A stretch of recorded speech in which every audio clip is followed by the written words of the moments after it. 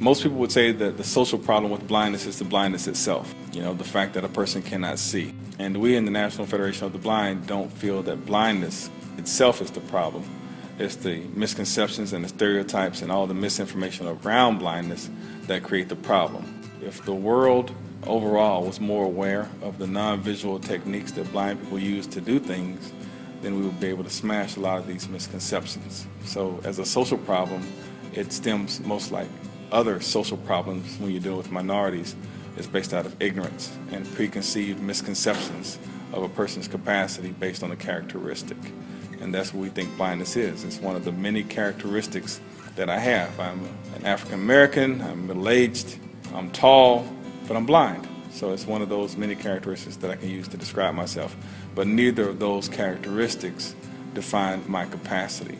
They're just simply descriptive.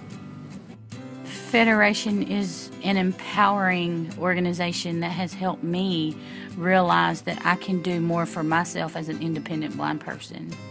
People are not educated about blindness like they are other disabilities, and so therefore they think that blind people are not educated, they're not able to do the things they should be able to do for themselves.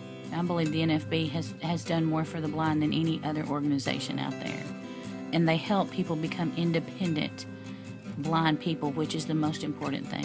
I think our biggest challenge as an organization to shifting the paradigm and really addressing this social problem, we have to work to make sure that we empower the individual to be the best individual they can be, because it's only by doing that that we change the perception of society.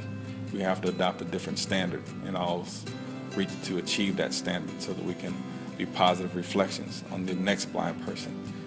So that society recognizes that we do have true talent and ability to fully participate.